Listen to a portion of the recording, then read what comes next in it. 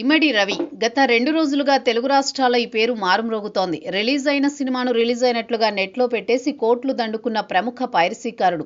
అతడి నేరం పైరసీ ఒక్కటే అనుకున్నారంతా కాలం. అయితే ఆయన నేరాల చిట్టా చాలా పెద్దదే.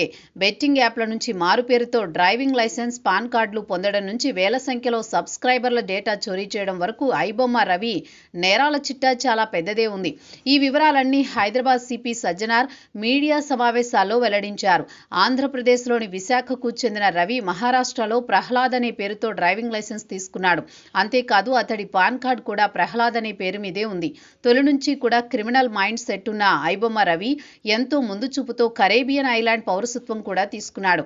ఫ్రాన్స్, దుబాయ్, థాయిలాండ్ ఎన్నో దేశాలు తిరిగాడు. తన పైరసీ నెట్వర్క్ను విస్తరించుకున్నాడు. అమెరికా, నెదర్లాండ్స్లో సర్వర్లు పెట్టి టెలిగ్రామ్ యాప్లో కూడా పైరసీ సినిమాలను అప్లోడ్ చేశాడు. ఈ పైరసీ ముసుగులో ఆన్లైన్ బెట్టింగ్ను ప్రమోట్ చేశాడు. అదెలా అంటే ఐబొమ్మ సైట్ను క్లిక్ చేయగానే బెట్టింగ్ యాప్ సైట్ ఓపెన్ అవుతుంది. సినిమా మధ్యలో కూడా బెట్టింగ్ యాప్ ప్రకటనలు వచ్చాయి.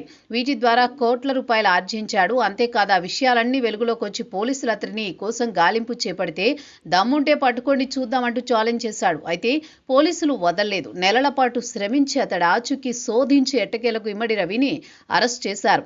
ఐబొమ్మను ఎంకరేజ్ చేసి ఫ్రీగా సినిమాలు చూసిన వారి డేటా మొత్తం చోరీ చేశాడు. ఫ్రీగా వస్తుంది కదా అని ఐబొమ్మను ఎంకరేజ్ చేశారు. కానీ మీ డేటా మొత్తం చోరీకి గురైంది. ఈ వివరాలన్నీ సజ్జనార్ వెల్లడించిన తర్వాత ఇంతకాలం ఐబొమ్మలో ఫ్రీగా సినిమాలు చూసిన వారిలో ఆందోళన మొదలైంది. సినీ ప్రముఖులు చిరంజీవి సహా అందరూ ఐబొమ్మ రవి అరెస్టు పట్ల హర్షం వ్యక్తం చేశారు. సినీ పరిశ్రమను కోట్లాది రూపాయల నష్టం వాటిల్లేలా చేసిన ఐబొమ్మ రవి అరెస్టు శుభ పరిణామంగా అభివర్ణిస్తున్నారు. పోలీస్ శాఖకు కృతజ్ఞతలు చెబుతున్నారు.